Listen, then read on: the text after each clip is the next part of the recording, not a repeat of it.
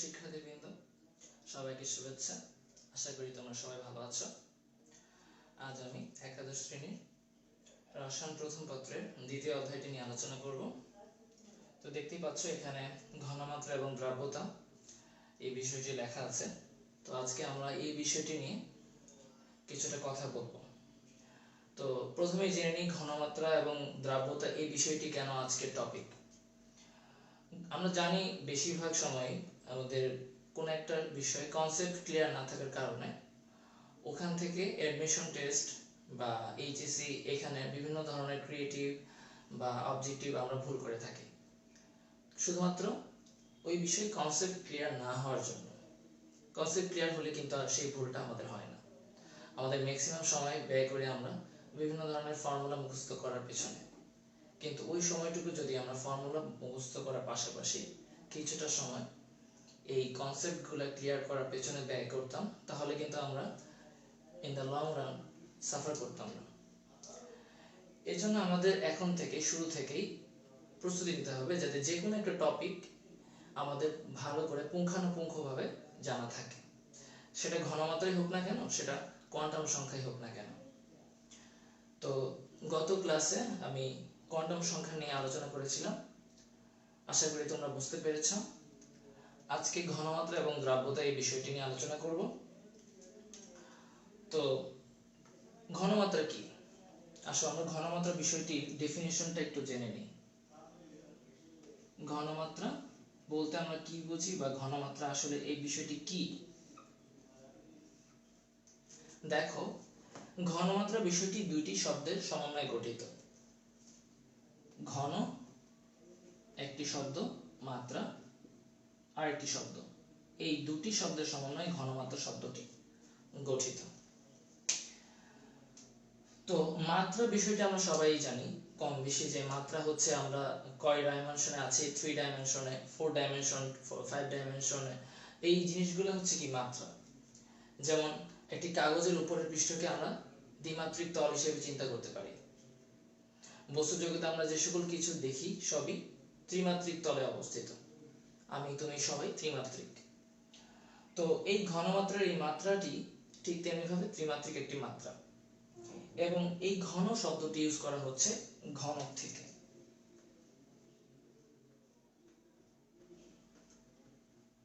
এই ঘনক থেকে ঘন শব্দটি এসেছে এখানে। ঘন শব্দটি কেন ব্যবহার করা হচ্ছে এখানে? ঘনমাত্রার মধ্যে ঘন শব্দটি ব্যবহার করার মূল কারণ হচ্ছে, এখানে আমরা কোনো একটি তলের দ্রব বা যেসব বস্তুটি ওই তলে বা ওই দ্রবণে দ্রবীভূত অবস্থায় আছে, সেই বস্তুগুলোকে একটি ঘন তল হিসেবে চিন্তা করতেছি, বা একটি বস্তু হিসেবে চিন্তা করতেছি, কিন্তু আসলে কিন্তু সেই বস্তুটি আমরা দেখতে পাচ্ছি না। যেমন চিনি এবং পানির দ্রবণ, এখানে আমরা চিনি দেখতে পারি না। লবণ পানির দ্রবণে লবণ দেখতে পারি না। সমুদ্রের পানিতে বিভিন্ন টাইপের লবণ আছে, এই লবণগুলো আমরা দেখতে পারি না। এই লবণগুলো কিন্তু পানিতে দ্রবীভূত অবস্থায় আছে। তো দ্রবীভূত অবস্থায় থাকলেই শুধুমাত্র ঘনমাত্রা বের করা সম্ভব। যদি অদক্ষিপ্ত অবস্থায় থাকে, মানে কোনো জিনিস যদি তার নিচে পড়ে যায় বা অদক্ষিপ্ত হয়, সেই জিনিসটাকে আমরা ঘনমাত্রার মধ্যে ধরবো না।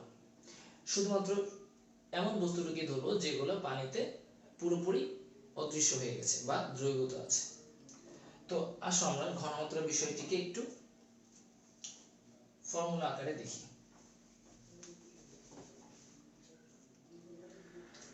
তো দেখো, ঘনমাত্রা সমান মোল ভাগ আয়তন।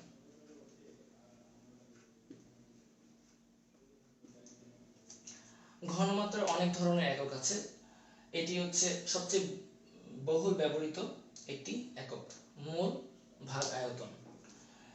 এটার ইউনিট হচ্ছে মোল পার লিটার।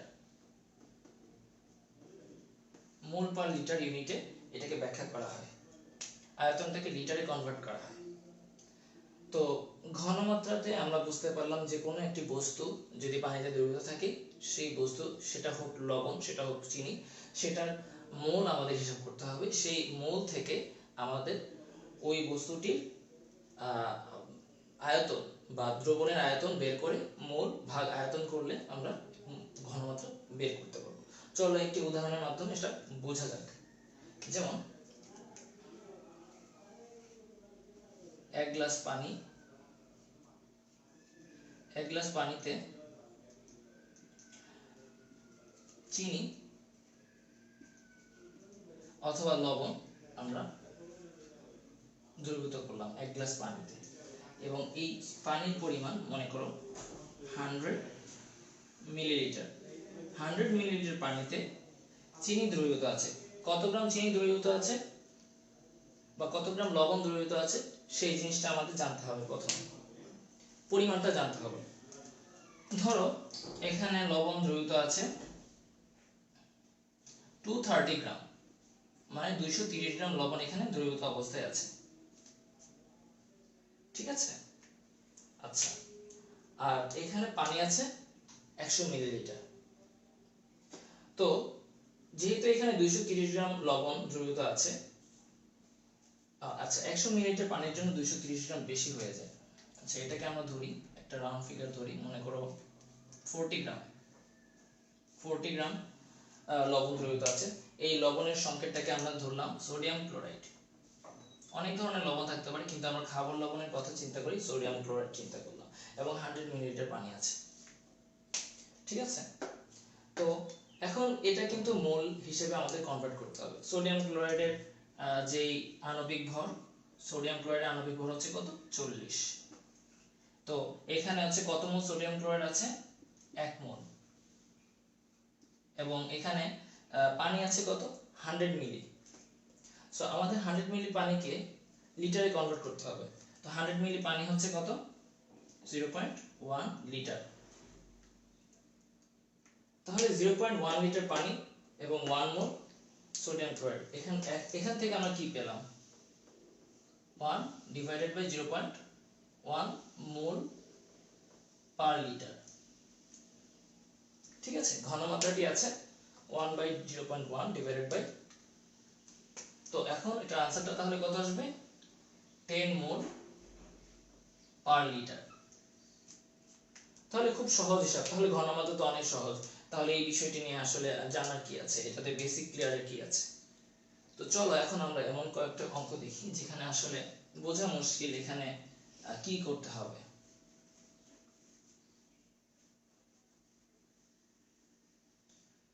যেমন মনে করো তোমাকে জিজ্ঞেস করা হলো বিশুদ্ধ পানির ঘনমাত্রা কত? বিশুদ্ধ পানির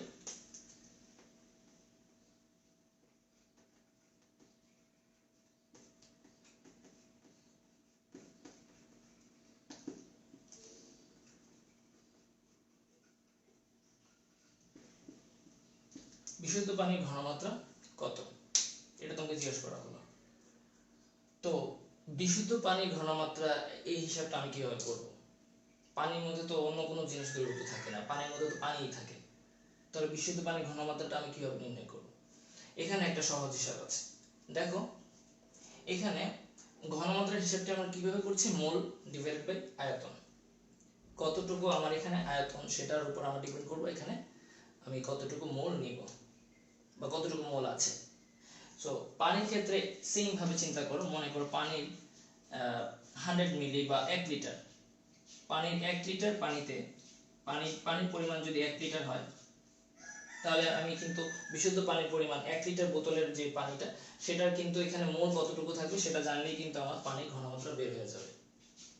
তো 1 লিটার পানি আছে এখানে, 1 লিটার পানিতে কত মোল পানি আছে, শুধুমাত্র এই জিনিসটা জানা দরকার। তো 1 লিটার পানিতে কত মোল আছে সেটা জানার আগে আমাদের জানতে হবে কি 1 লিটার পানিতে কত গ্রাম পানি আছে। ঠিক আছে? তো 1 লিটার পানি সমান কি? 1 কেজি। 4 ডিগ্রি সেলসিয়াস টেম্পারেচারে যদি আমি হিসাব করি, তাহলে 1 লিটার পানি সমান 1 কেজি পানি। অন্য টেম্পারেচারের ক্ষেত্রে কিছুটা যে ওয়েটটা কিছুটা কমে যাবে। শুধুমাত্র 1 লিটারের ক্ষেত্রে 4 ডিগ্রি সেলসিয়াসের ক্ষেত্রে 1 লিটার পানি ভরটা 1 কেজি হবে। আচ্ছা, এটা হচ্ছে পানি ব্যতিক্রমধর্মী প্রসারণের জন্য। কেমন? সো এখন 1 কেজি পানি, 1 কেজিতে হচ্ছে কত 4 ডিগ্রি সেলসিয়াস হচ্ছে 1 কেজি।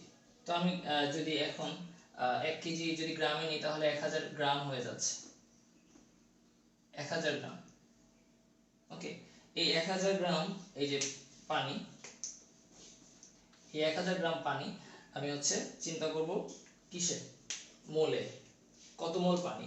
আমরা জানি 1 মোল পানি কত গ্রাম, 1 মোল পানি হচ্ছে কত গ্রাম, সেটা হচ্ছে আমরা সবাই জানি 18 গ্রাম। তাহলে এখানে বিশুদ্ধ পানিতে 1000 গ্রাম, 1 লিটারে 1000 গ্রাম পানি থাকে, তাহলে সে হচ্ছে কত মোল থাকবে? আমরা জানি মোল সমান, মোলের একটা ফর্মুলা আমরা সবাই জানি, মোল সমান W ডিভাইডেড বাই M। এখানে W মানে কি, ভর, আর এখানে M মানে কি, আণবিক ভর।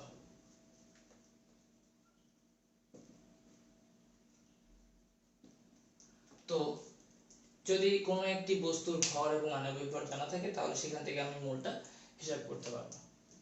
তাহলে সেখানে আমাদের মানটি আসবে কত, 1000 গ্রাম ডিভাইডেড বাই 18 গ্রাম। ঠিক আছে, 1000 গ্রাম ডিভাইডেড বাই 18। তো এটা যদি আমরা হিসাব করি তাহলে কত, 55 পয়েন্ট সামথিং আসবে, 55 পয়েন্ট সামথিং আমি ধরলাম প্লাস। তো অ্যাকুরেট ভাবে ক্যালকুলেটর দিয়ে আমরা হিসাবটা করতে পারবো। তো 55 অ্যাপ্রক্সিমেটলি আমাদের একটা মোল আসলো। তাহলে বিশুদ্ধ পানির মোলারিটি কত, 55 পয়েন্ট সামথিং বিশুদ্ধ পানির মোলারিটি বা ঘনমাত্রা। আচ্ছা, বাই দ্য ওয়ে মোলারিটি বললাম, ঘনমাত্রা অনেক ভাবে এক্সপ্রেস করা যায়। So one kind of molarity হচ্ছে একটা ইউনিট, ঘনমাত্রা প্রকাশ করে মোলারিটি একটা ইউনিট। এরকম ভাবে আরো কয়েকটা ইউনিট আছে, যেমন মোলারিটি, পার্সেন্টেজ ইউনিট এবং ppm। তো আমরা সবগুলো বিষয় নিয়ে আলোচনা করব। তো এই বিষয়টি হচ্ছে জাস্ট নরমাল একটা উদাহরণ দিলাম, আরো কিছু উদাহরণ আছে। যেমন মনে করো যে যদি আমাদের এখানে পানির বিশুদ্ধ পানির কথা না বলে অন্য কিছু বলতো, যেমন মনে করো যে যদি বলে এখানে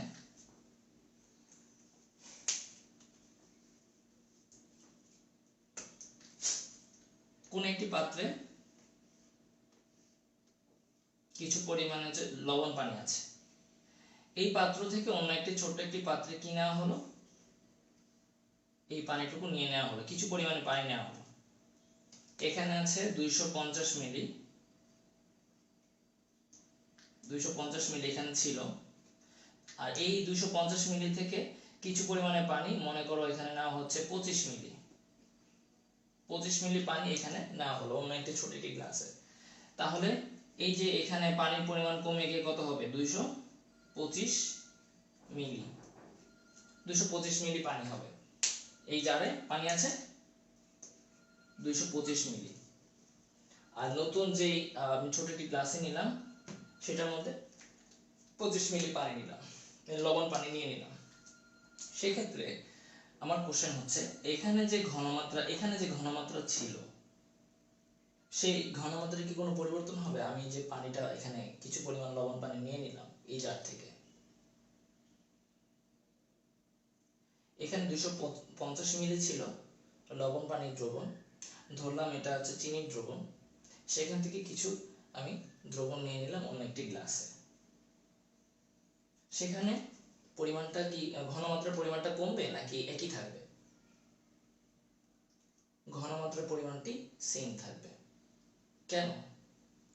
কারণ এই যে পাত্রটি ছিল, পানি পরিবর্তন করার আগে বা পানি নেওয়ার আগে এখানে লবণ এবং পানির প্রত্যেকটা পয়েন্টে, এই দ্রবণের প্রত্যেকটি পয়েন্টে লবণাক্ততা সমান পরিমাণে ছিল, বা তা এখানে বলতে পারবো যে মিষ্টতা, যদি চিনি থাকে তাহলে মিষ্টতা সমান পরিমাণে ছিল।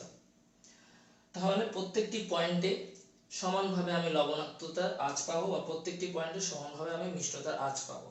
তাহলে কি এখান থেকে যদি কিছু পরিমাণে পানি নেওয়া হয় তাহলেও এই পানির লবণাক্ততা বা মিষ্টতা হ্রাস পাবে না। প্রত্যেকটি পয়েন্টে আমি সমানভাবে লবণাক্ততা বা মিষ্টতার স্বাদ পাবো।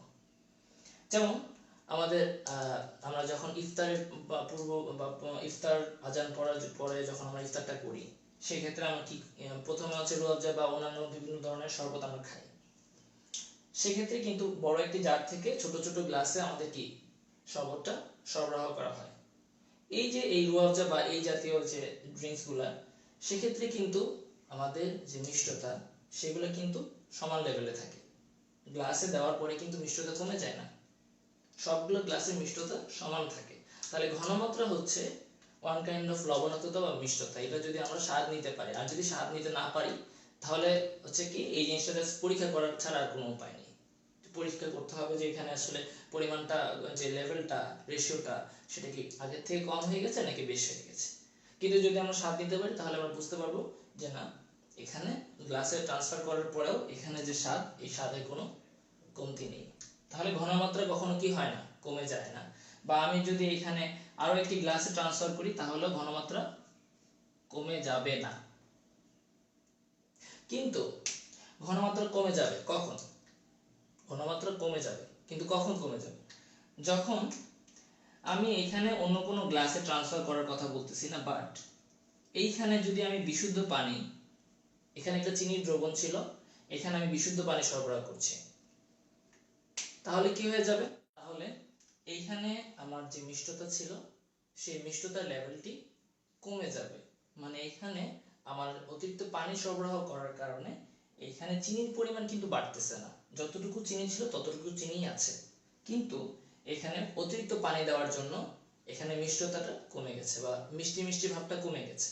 তাহলে এখান থেকে বুঝতে পারছি আমরা এখানে সবগুলো পয়েন্টে যেরকম ভাবে আগে চিনি যতটুকু ছিল তার থেকে কমে গেছে, যার কারণে এখানে ঘনমাত্রাটিও কমে গেছে। মানে চিনির জন্য যে ঘনমাত্রাটি হয়েছিল সেটি কমে গেছে।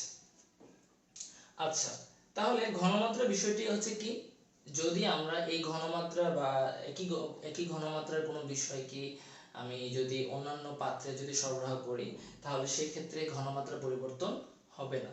কিন্তু অন্য কোনো পাত্র থেকে যদি আমি সেই পাত্রটি যদি বিশুদ্ধ পানি হয় বা বিশুদ্ধ দ্রাবক হয়, সেখানে কোনো দ্রব্য না থাকে, চিনি, লবণ, অন্য কোনো দ্রব্য না থাকে, তাহলে সেক্ষেত্রে ঘনমাত্রাটি হ্রাস পাবে। এবার আসো মোল নিয়ে কিছুটা কথা বলি। ঘনমাত্রাটির পুরো উল্টা হচ্ছে মোল। মনে করো একটি পাত্রে আমার 2 মোল চিনি ছিল, এই পাত্রে 2 মোল চিনি আছে, 2 মোল চিনি।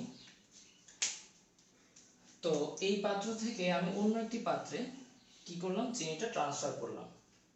এই পাত্র থেকে অন্য একটি পাত্রে কিছু পরিমাণ হচ্ছে আমার এই দ্রবণটি, এখানে চিনি এবং পানি দ্রবণ ছিল অফকোর্স, এবং 2 মোল চিনি ছিল। এখান থেকে মনে করো এটা 100 মিলি, 100 মিলি থেকে এখানে 50 মিলি ট্রান্সফার করা হচ্ছে, 50 মিলি ট্রান্সফার করা হচ্ছে। সেক্ষেত্রে এইখানে যে মোল আর ওইখানে যে মোল, সেটা কিন্তু এখন কি হয়ে যাবে, সমান হয়ে যাবে। মানে এখানে মোলের যে আগে পরিমাণ ছিল 2 মোল, সেটা বর্তমানে হয়ে যাবে 1 মোল। ট্রান্সফার করার পরে 100 মাইনাস 50 সমান কত, 50 ml। আর ওইখানেও 50 ml এখন থাকতেছে, 50 ml। তাহলে এই 50 ml পানিতে যতটুকু চিনি থাকবে, এই পানিতেও ঠিক ততটুকুই চিনি থাকবে। তাহলে এখানে আগে 2 মোল চিনি থাকার দরুন 50 মিলিলিটারে থাকবে 1 মোল, ঠিক তদ্রুপ এখানেও 1 মোল থাকবে, 1 মোল চিনি। তাহলে সেক্ষেত্রে মোল হিসেবে যদি আমরা জিনিসটা চিন্তা করি তাহলে কিন্তু আমার পরিবর্তন হবে। যদি আমি অন্য কোনো পাত্রে যদি আমি এই দ্রবণটা পাস করি অথবা বন্টন করি, এই ডিস্ট্রিবিউশনের ক্ষেত্রে কিন্তু এই মোলটা কমে যাবে। আগে যতটুকু চিনি মোল ছিল, বর্তমানে এই চিনি মোলটা কমে যাবে। কমে গিয়ে কি হবে, অন্য কোনো পাত্রে সরবরাহ করার দরুন ওই পাত্রে কিছু পরিমাণে চিনি এসে পড়েছে, তো ওইখানে মোলটা বেড়ে যাবে। কিন্তু ঘনমাত্রার মধ্যে যেরকমটি হয়, অন্য কোনো ফ্রেশ একটা পাত্র থেকে যদি আমি এখানে বিশুদ্ধ পানি নেই, এখানে আমি কোনো ধরনের চেঞ্জ করলাম না, অন্য কোনো পাত্রে নিলাম না, বাট অন্য একটি পাত্র থেকে বিশুদ্ধ পানি আমি এখানে ট্রান্সফার করব, তাহলে সেক্ষেত্রে কি হবে? সেক্ষেত্রে কিন্তু এখানে যতটুকু মোল ছিল, যতটুকু চিনি ছিল, সেই চিনি তো কমতেছে না, চিনির জায়গায় চিনি আছে, শুধুমাত্র পানি, ফ্রেশ পানি নিচ্ছি। সেক্ষেত্রে আমার যে মোল, সেই মোলটার কোনো চেঞ্জ হবে না, আনচেঞ্জ অবস্থায় থাকবে। তার মানে 2 মোল চিনিই থাকবে, কোনো ধরনের পরিবর্তন হবে না। তাহলে এখানে ঘনমাত্রা এবং মোলের মধ্যে একটা বিপরীতধর্মী সম্পর্ক আমরা দেখতে পাচ্ছি। ও কোনো একটি দ্রবণ যদি আমরা কি করি, ডিস্ট্রিবিউট করি অন্য কোনো ছোট একটি পাত্রে, তাহলে কি হবে? এখানে ঘনমাত্রাটা সেমই থাকবে, কোনো ধরনের পরিবর্তন হবে না। কিন্তু মোলের ক্ষেত্রে ঘনমাত্রাটি কমে যাবে অন্য কোনো পাত্রে আমি যদি দ্রবণটা পাস করি। অন দ্য আদার হ্যান্ড, আমি যদি পরিষ্কার একটি পাত্র থেকে পিওর দ্রাবক, মানে এখানে কোনো ধরনের দ্রবের কোনো অস্তিত্ব নেই, শুধু দ্রাবক, পানি থাকতে পারে, অ্যালকোহল থাকতে পারে, ইথার থাকতে পারে, বেনজিন থাকতে পারে, যে কোনো দ্রাবক আমি নিলাম, সেক্ষেত্রে কিন্তু আমার যেই মোলের পরিবর্তন হচ্ছে না। কিন্তু অন্য কোনো পাত্রে যদি আমি নিই, সেক্ষেত্রে মোলের পরিবর্তন হচ্ছে। অন্যদিকে বিশুদ্ধ পানি নেওয়ার জন্য ঘনমাত্রাটা হ্রাস হয়ে যেতে পারে, মোলের কোনো পরিবর্তন হবে না, কিন্তু ঘনমাত্রাটা হ্রাস হয়ে যাবে। তাহলে এখান থেকে আমরা ঘনমাত্রা এবং মোলের একটা সম্পর্ক দেখতে পেলাম। চলো এখন দেখা যাক ঘনমাত্রার আরো কি যেগুলো ইউনিট আছে, সেই ইউনিটগুলো কিভাবে আমরা কথা বলতে পারি বা বের করতে পারি। তো এরপরেই সবচেয়ে যেটা আলোচিত যে ইউনিট, সেটা হচ্ছে পার্সেন্টেজ একক। ঠিক আছে,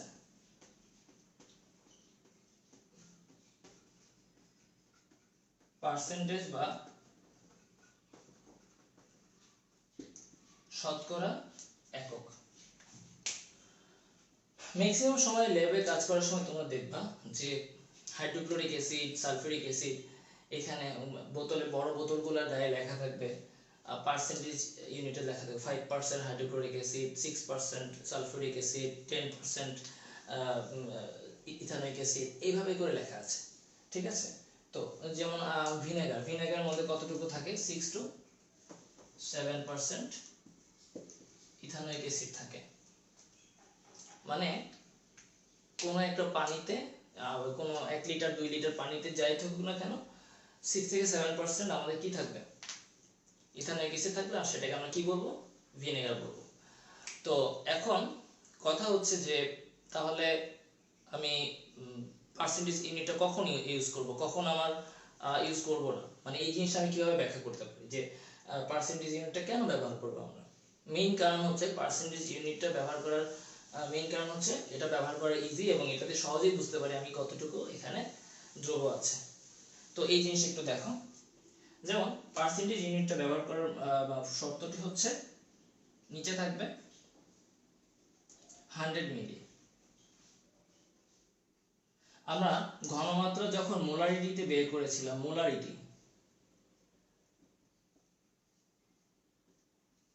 মোলারিটিতে যখন ঘনমাত্রাটি বের করি, সেক্ষেত্রে কিন্তু আয়তন হিসেবে আমরা 1 লিটার ব্যবহার করি, 1 লিটার। বাট এই ক্ষেত্রে কিন্তু আমাদের 1 লিটার ব্যবহার করছি না, এক্ষেত্রে 100 মিলি আমরা ব্যবহার করছি। এবং এখানে যে দ্রব্যটি আছে, দ্রব্যের পরিমাণটা আমরা গ্রাম এককে ব্যবহার করব। ভর কোন এককে? গ্রাম এককে। সবসময় ভরটা গ্রাম এককে থাকবে এবং আয়তনটা 100 মিলিতে থাকবে। তার মানে 100 মিলি দ্রবণের মধ্যে 10 বা 20 বা 30, মনে করো 10 গ্রাম এখানে আছে হাইড্রোক্লোরিক অ্যাসিড, তাহলে এখানে আমি কি বলবো? 10% হাইড্রোক্লোরিক অ্যাসিড। ঠিক আছে, তার মানে এটা ডিপেন্ড করবে আমার পার্সেন্টেজ, মূলত গ্রামের উপর বা ভরের উপরে, দ্রব্যটা কতটুকু আছে। এখানে কিন্তু সব সময় দ্রাবকটা 100 মিলি থাকবে, 100 মিলি দ্রবণ থাকবে সব সময়, এটা ফিক্সড পার্সেন্টেজ ইউনিটের ক্ষেত্রে। আমরা শতকরা হচ্ছে 6-7 এ পড়েছি, শতকরা মানে হচ্ছে প্রতিশত, পার্সেন্টেজ ইউনিটটা মানে কি? প্রতি শতে। তো এই পার্সেন্টেজ ইউনিটটা ব্যবহার করার মেইন জন্য আমাদের এখানে নিচে কি 100 গ্রাম দ্রবণ আমরা ব্যবহার, 100 মিলিলিটার দ্রবণ আমরা ব্যবহার করব। ঠিক আছে, তাহলে হচ্ছে যদি হয় 0.5%, তার মানে কি 0.5 গ্রাম থাকবে 100 মিলির মধ্যে, 0.5 গ্রাম থাকবে 100 মিলির মধ্যে। তাই এটা হচ্ছে পার্সেন্টেজ ইউনিটটা আমরা বললাম। এরপরে চলো আমরা ppm এককটা একটু বুঝে নিই। ppm, হোয়াট ইজ ppm একক? ppm হচ্ছে পার্টস পার মিলিয়ন, সংক্ষিপ্তভাবে আমরা ppm বলি। ppm এককটা ব্যবহার করার জন্য তোমার যে দ্রব্যটা থাকবে সেই দ্রব্যটা হতে হবে এমন একটা দ্রব্য যেটা পানিতে খুব খুব খুব কম পরিমাণে থাকার জন্যই আমরা বিভিন্ন ধরনের রোগে আক্রান্ত হই। যেমন মনে করো আর্সেনিক। আর্সেনিক পানিতে মাত্রাটা যদি 3 ppm এর উপরে চলে যায় তাহলে এটা আমাদের জন্য ক্ষতিকর একটা প্রভাব বয়ে আনতে পারে। কোন ক্ষেত্র বিশেষে আমাদের পার্সন টু পার্সন ভ্যারি করে। তো যাই হোক, এখন আমরা ppm এককটা কি এখন এটা দেখি। ppm stands for parts per million. তোমার নাম দেখেই হয়তো বুঝতে পারছো এখানে প্রতি মিলিয়নে কত গ্রাম বা কতটুকু ভরের কি জিনিসপত্র আছে সেটার উপর ভিত্তি করে এখানে নামকরণ করা হবে। এটা হচ্ছে পার্টস পার মিলিয়ন, ঠিক আছে? তো নামের সার্থকতা এটা হচ্ছে বজায় রেখেছে সে। মনে করো যে তোমাকে বলা হলো 1 microgram sodium chloride. 1 microgram sodium chloride আছে কোথায়? আছে 1 লিটার পানিতে, ঠিক আছে? আচ্ছা, সোডিয়াম ক্লোরাইড না দিয়ে আর্সেনিক দিই, এটা বেটার হবে। তাহলে 1 মাইক্রোগ্রাম আর্সেনিক সেটা কোথায় আছে? 1 লিটার পানিতে আছে। 1 লিটার পানিতে 1 মাইক্রোগ্রাম আর্সেনিক আছে। তাহলে সেই ক্ষেত্রে আমার এখানে যেই ppm এককটা সেটা কি হবে? এটা কিভাবে বের করব? এটার আসলে দেখো ফর্মুলাটা হচ্ছে কিছুই না, উপরে এবং নিচে এরকম একটা ইউনিট থাকবে। মনে করো উপরে যদি গ্রাম থাকে তাহলে নিচে এই গ্রাম ইনটু 10 টু দি পাওয়ার 6। উপরে যদি মিলিলিটার থাকে, মিলিলিটার ইউনিটে কিছু বের করো তাহলে নিচে মিলিলিটারের হচ্ছে তোমার 1 মিলিলিটার সমান যদি 1 গ্রাম হিসেবে যদি ইকুইভ্যালেন্ট হিসেবে চিন্তা করো পানির ক্ষেত্রে, তাহলে গ্রাম ইনটু 10 টু দি পাওয়ার 6। মানে উপরে এবং নিচে ইউনিটের পার্থক্য থাকবে কত? 10 টু দি পাওয়ার 6। এটা ফর্মুলা দেখে বোঝা যাবে না। চলো আমরা একটা অঙ্ক দেখি। অঙ্ক দেখলে তোমরা ভালো করে বোঝা যাবে বিষয়টা। তাহলে মনে করো এখানে যে আমাদের বললাম যে 1 মাইক্রোগ্রাম আর্সেনিক আছে। তো 1 মাইক্রোগ্রাম আর্সেনিক সেটা 1 লিটার পানিতে দ্রবীভূত আছে। কত লিটার? 1 লিটার পানি। 1 মাইক্রোগ্রাম, এটা কিন্তু ফিক্সড। 1 লিটার পানিতে 1 মাইক্রোগ্রাম আছে, এটা ফিক্সড, ঠিক আছে? এখন তুমি একটু পাশে একটা হিসাব করো। মাইক্রোগ্রাম এটা কি? মাইক্রোগ্রামটা লিটার ইউনিটে কত? মিলিলিটার হবে না মাইক্রোলিটার হবে না কি হবে? এটা জানার জন্য তোমাকে একটু পিছিয়ে যেতে হবে। আমরা জানি 1 লিটার পানি সমান 1 কেজি পানি সমান 1 লিটার। এই হিসাবটা আমরা জানি। এটা কিন্তু মধু, বারকারি বা তুমি যদি তেল এই জাতীয় জিনিসগুলোর জন্য কিন্তু 1 কেজি সমান 1 লিটার হবে না, শুধুমাত্র পানির জন্য। যেহেতু আমরা পানিতে বিষয়টা করতেছি সেহেতু আমরা 1 কেজি সমান 1 লিটার ইকুইভ্যালেন্ট নিতে পারি। যদি আমরা নেই তাহলে কি হবে? 1 গ্রাম ইকুইভ্যালেন্ট কত? 1 গ্রাম ইকুইভ্যালেন্ট হচ্ছে 1 মিলিলিটার। 1 গ্রাম ইকুইভ্যালেন্ট 1 মিলিলিটার। তাহলে 1 মাইক্রোগ্রাম ইকুইভ্যালেন্ট কত? 1 মাইক্রোগ্রাম। 1 কেজি সমান 1 লিটার, 1 গ্রাম সমান 1 মিলিলিটার। আর 1 মাইক্রোগ্রাম, তো 1 মাইক্রোগ্রামের আগে কিন্তু আরো একটা ইউনিট আছে 1 মিলিগ্রাম। 1 মিলিগ্রাম সমান 1 মাইক্রো লিটার। তাহলে মাইক্রোগ্রাম কি হবে? 1 ন্যানো লিটার। তো 1 ন্যানো লিটার হিসেবে আমার জিনিসটা আসতেছে 1 মাইক্রোগ্রাম সমান 1 ন্যানো লিটার। আমরা কি বলেছিলাম শুরুতে যে ppm ইউনিটের জন্য উপরে এবং নিচে ইউনিটের ডিফারেন্স থাকবে 10 টু দি পাওয়ার 6। আমরা যদি 1 মাইক্রোগ্রামের ইকুইভ্যালেন্ট হচ্ছে 1 ন্যানোলিটার বসাই 1 ন্যানোলিটার, কত লিটারে 1 ন্যানোলিটার আছে? 1 লিটার 1 ন্যানোলিটার আছে। তাহলে কিন্তু 1 ন্যানোলিটার 1 লিটারের যে ডিফারেন্স সেটা কিন্তু 10 টু দি পাওয়ার 6 হচ্ছে না, 10 টু দি পাওয়ার 9 হয়ে যাচ্ছে। 1 লিটার 1 ন্যানোলিটারের মধ্যে difference, unit difference 10 to the power 9 হয়ে যাচ্ছে। আমাদের দরকার ছিল কত? 10 টু দি পাওয়ার 6। তো আমরা এই জন্য কি করব, আমরা যদি একটু ভালো করে খেয়াল করো, যদি আমরা 1 মাইক্রোলিটার ইউনিটটা ইউজ করতে পারি তাহলে কিন্তু 10 টু দি পাওয়ার 6 ডিফারেন্সটা কত হয়ে যায়? 10 টু দি পাওয়ার 6 হয়ে যায়। কিন্তু সমস্যা হচ্ছে 1 ন্যানোলিটার সমান তো 1 মাইক্রোলিটার না। তাহলে আমাদের হিসাবটা এভাবে করতে হবে, 1 ন্যানোলিটার 1 মাইক্রোলিটার না, তাহলে 1 ন্যানোলিটার কত মাইক্রোলিটার সেই জিনিসটা আমাদের বের করতে হবে। 1 ন্যানোলিটার হচ্ছে তাহলে 1 ন্যানোলিটার ডিভাইডেড বাই কি? 1000। তাহলে আমাদের কি আসবে? 1 ডিভাইডেড বাই 1000 মাইক্রোলিটার। সেক্ষেত্রে আমার ন্যানোলিটার ইউনিটটা মুছে দিব, ঠিক আছে?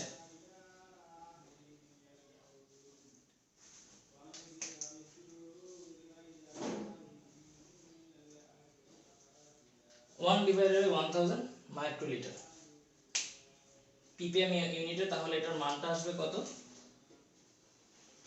1 বাই 1000 ppm, ঠিক আছে? 1 লিটার পানিতে যদি 1 মাইক্রোগ্রাম আর্সেনিক থাকে তাহলে এটার ppm ইউনিটটা কত হবে? 1 ডিভাইডেড বাই 1000 ppm। যেহেতু আমাদের ইউনিট এই উপরে এবং নিচের ইউনিটের ডিফারেন্স 10 টু দি পাওয়ার 6, এই দুটো মিলিয়ে আমরা ppm লিখতে পারবো। অফ কোর্স নিচের ইউনিটটাকে বড় হতে হবে উপরের ইউনিটটা থেকে, উপরের ইউনিটটা কখনো বড় হওয়া যাবে না, ঠিক আছে? উপরের ইউনিটটা যদি বড় হয় তাহলে ছোট করতে হবে, ভ্যালুটাকে আমরা ইনক্রিজ করব, ভ্যালুটাকে ইনক্রিজ করে ছোট করব, ইউনিট ছোট করব। আর যদি ইউনিট অনেক ছোট হয় তাহলে ভ্যালুটাকে ডিক্রিজ করে ইউনিটটাকে বড় করব। এটাকে আমরা যেভাবে দুঃখিত, এটাকে আমরা যেভাবে ট্রান্সফার করলাম সেম ভাবে ভ্যালুটাকে ছোট করে ইউনিটটাকে কি করতে হবে? বড় করতে হবে। উপরে এবং নিচের ইউনিটের ডিফারেন্স যাতে 10 টু দি পাওয়ার 6 হয়। তাহলে এটার ppm এককে মানটা কত আসতেছে? 0.001 ppm। ক্লিয়ার?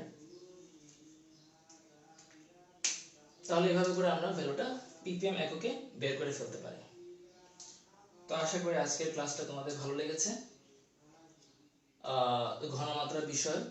চলো এখন আমরা দ্রাব্যতা বিষয়ক কিছু জিনিস দেখে ফেলি, তাহলে হচ্ছে মোটামুটি দ্রাব্যতা নিয়ে একটা আইডিয়া তোমাদের ক্লিয়ার হয়ে যাবে। দ্রাব্যতা কি, দ্রাব্যতার বেসিক জিনিস কি, কেন দ্রাব্যতা আমরা আজকে শিখবো, বা এইটার কেন আমরা হচ্ছে ধরা খাবো, কি কোন কোন বিষয় আছে আমরা ধরা খেতে পারি অ্যাডমিশনে বা এইচএসসি তে, সেই বিষয়গুলো আমি একটু কথা বলি। চলো, সো দ্রাব্যতা জিনিসটা হচ্ছে,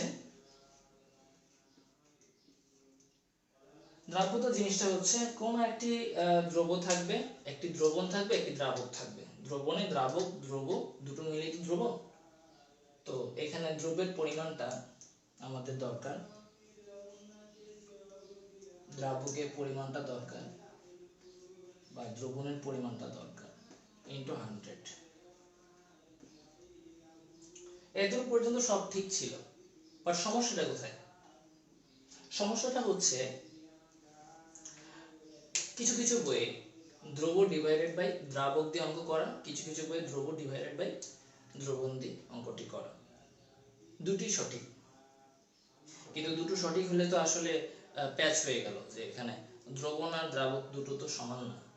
দ্রবণ যদি 100 গ্রাম হয়, দ্রাবক তো অবশ্যই 100 গ্রাম হবে না, কিছুটা কম হবে।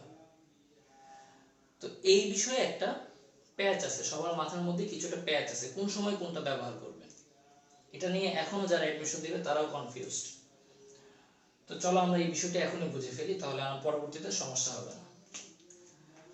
আমরা দ্রব্য ডিভাইডেড বাই দ্রবণ তখন ইউজ করব যখন দ্রব্যটার ইউনিটটা গ্রামে থাকবে, দ্রবণের ইউনিটটা লিটারে থাকবে বা ভলিউম আকারে থাকবে, ভলিউম এককে থাকবে, আর ও কি হিসাবে, কি এককে থাকবে? ওয়েট। সো আর দ্রাবকটা কখন ব্যবহার করব আমরা? দ্রাবকটা ব্যবহার করব যখন ধ্রুবকটা গ্রাম ইউনিটে থাকবে, দ্রাবকটাও গ্রাম ইউনিটে থাকবে, তখন আমরা দ্রাবক ব্যবহার করব। ঠিক আছে, এখানে একটা কমন কোশ্চেন আছে সবার, সেটা হচ্ছে ভাইয়া যদি দ্রবণটাকে আমরা লিটারে না দিয়ে দ্রবণটাকে যদি গ্রাম ইউনিটে দেয় তখন আমরা কিভাবে ব্যবহার করব, তখন তো আমরা দ্রাবকটা কিভাবে বের করব? এটারও খুব একটা সহজ উত্তর আছে। দ্রবণটা কোন ধরনের দ্রাবক নিয়ে গঠিত, সেটা কি পানি নিয়ে গঠিত, নাকি সেটা কি বলবো মার্গারি নিয়ে গঠিত, নাকি সেটা হচ্ছে অন্য ধরনের তেল জাতীয় জিনিসপত্র নিয়ে গঠিত, এটা কি নিয়ে গঠিত, মানে এই দ্রাবকটা কি মেইনলি, সেই জিনিসটা যদি আমরা জানতে পারি তাহলে কিন্তু আমাদের এই ভলিউম থেকে আমাদের গ্রাম ইউনিটটা বের করা, গ্রাম থেকে ভলিউম ইউনিটটা বের করা খুব ইজি হয়ে যাবে। মনে করি দ্রবণটি দ্রাবক হিসেবে পানি ব্যবহার নিচ্ছে, তো তাহলে সেক্ষেত্রে আমাদের ভলিউম এবং যে ভরের মধ্যে রেশিওটা আমরা জানি, পানির আপেক্ষিক গুরুত্ব 1000, তো আমরা এটা জানি সবাই। তো এখন এখানে মনে করো ফর এক্সাম্পল বললো যে 100 গ্রাম দ্রবণে 100 গ্রাম দ্রবণে সোডিয়াম ক্লোরাইড আছে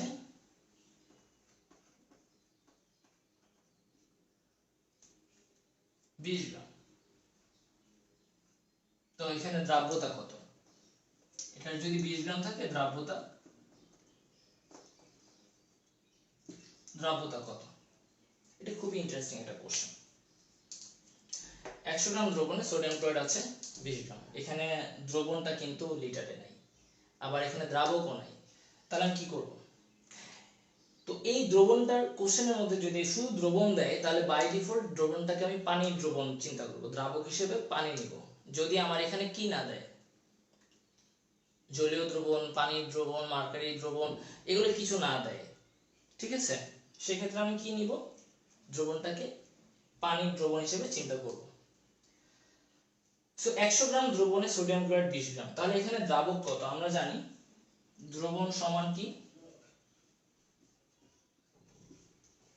দ্রব যোগ দ্রাবক। তাহলে এখানে দ্রব কত গ্রাম আছে? 20 গ্রাম। তাহলে 100 গ্রাম সমান 20 যোগ 80, তাহলে 80 গ্রাম দ্রাবক আছে এখানে। অফকোর্স যদি এখানে আমি গ্রাম হিসেবে চিন্তা করি, 100 গ্রাম দ্রবণ, 20 গ্রাম দ্রব, 20 গ্রাম দ্রাবক, তাহলে সেক্ষেত্রে আমার হিসাবটা কি আসবে? 20 ডিভাইডেড বাই 80 ইন্টু 100, খুবই সিম্পল। তাহলে সেটা হচ্ছে আমার দ্রাব্যতা কত আসবে? 25%, বা শুধু 25 দিলেও হবে দ্রাব্যতা। খুবই সহজ এবং সিম্পল, কিন্তু সমস্যা হবে যখন তুমি দ্রাবক হিসেবে তুমি 100 গ্রাম দিয়ে দিলা, এখানে দ্রবণ 100 গ্রাম, দ্রব 20, তখন কিন্তু এটা 25 আসবে না, তখন কিন্তু সেটা 20 আসবে, দ্রাব্যতাটা 20 হয়ে যাবে। সেক্ষেত্রে কিন্তু আর কোশ্চেনের ভ্যালুটা থাকলো না, জিরো পাবা, বা সেক্ষেত্রে হয়তো বা তোমাকে পার্শিয়াল মার্কিং করতে পারে, বাট সেটা খুবই রেয়ার। তো এই জন্য হচ্ছে আমাদের দ্রব এবং দ্রাবক কোন সময় কোনটা দেওয়া আছে সেই ধারণাটা আমাদের জানা থাকা দরকার। তো আশা করি দ্রাব্যতা নিয়ে তোমাদের কোনো ধরনের কনফিউশন নেই আপাতত। নেক্সট ক্লাসে আমরা হচ্ছে ঘনমাত্রা এবং দ্রাব্যতার আরো কয়েকটি বিষয় নিয়ে আলোচনা করব। তো সবাই ভালো থাকো, সুস্থ থাকো, খুদা হাফেজ।